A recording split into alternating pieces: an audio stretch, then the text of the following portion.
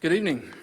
Spoke with Thelma Chandler earlier today, and she said that she'd had the first piece of good news about her nephew. I know that we'd all been praying for him, and so his parents are with him at Vanderbilt, but his brain activity is, everything's just a lot better today. So it was just some really good signs compared to where they've been the past few days. So we won't go into a lot of details because this is online, but Thelma did ask to thank everybody for praying for her nephew, and I'm sure a lot of you at home have called her and talked to her, and you know how worried she was about him. So it's, God is good, and He hears our prayers. So we just wanted to let everybody know an update.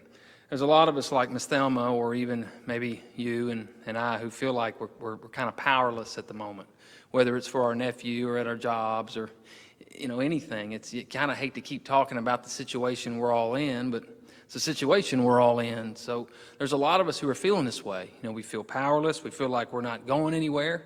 And the reason is we're literally not going anywhere. We're just kind of sitting around and there's nobody to interact with. And we have these feelings of desperation. I want to tell you tonight that the problem isn't the situation. It is those feelings. Those feelings can wreak havoc on you. A lot of the people that I'm dealing with, a lot of my friends, have a friend who got a new job got a new job the first of the year, and that job was in the service industry. Well, we all know where the service jobs went. Another person that I'm good friends with started a new job, and it was a new position, and right when they started, everything fell apart, and so they've just been kind of twiddling their thumbs trying to get trained, but there's really not a good way to do that. And even one of my best friends who just moved, he moved and was going to get a job as soon as he moved, and now he's sitting at home with the kids, which is not a bad thing, but it isn't what he planned. And it's not just employment, and there's a lot of parents praying that the kids go back in August and September. We're praying real hard that the kids go back. It's just this feeling. We feel like a hamster in a constant wheel. And those feelings start to mess with us. Those feelings start to talk to us.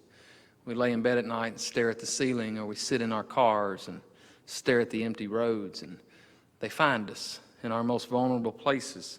They make us feel underappreciated. We feel overlooked, underpaid, unnecessary, non-essential, those feelings.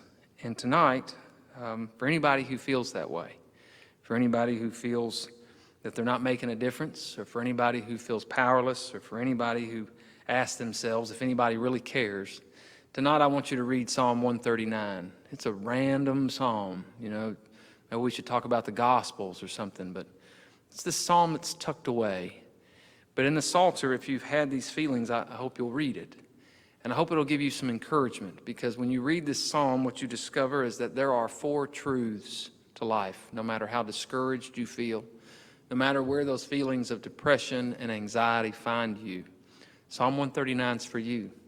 Take it out and make a copy of it. Maybe put it on some yellow sticky notes. Put it in your car. Keep it at your desk. Put it on your refrigerator. But find some verses in that psalm, because they give us hope. And they remind us of when we get those feelings, when we feel underappreciated and underpaid. It just reminds us how essential we are to God. I want to share those 4 truths with you tonight. Here's truth number 1. No matter what you are, or no matter where you are, God sees you. You're not alone. Look at the very beginning of this psalm. I want you to notice something. Your English Bible may not do a good job of it. If you know me, you know I never think it does. But the first 5 verses there, if you'll notice something, if you look at it, what you'll notice is that the psalmist uses 8 Hebrew words to describe what God's doing. And really what he's saying is the same thing 8 different ways. I want you to notice, and I've tried to translate this in a way that you can see the different 8. So I'm translating these different words with different English words so that you kind of see it. But look at the very beginning here. He says, "You have searched me, O Lord, and you understand me. You know when I sit and when I rise. You perceive my thoughts from afar." You see how he's saying the same thing? You searched, you know, you perceive, you understand. It's the same thing. Verse 3, he says, you measure how I go out and when I come in. You are familiar with all my roads, with my ways.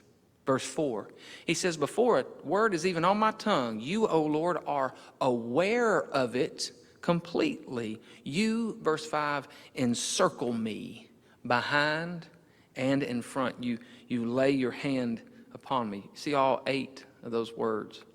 God knows everything about your life. He knows the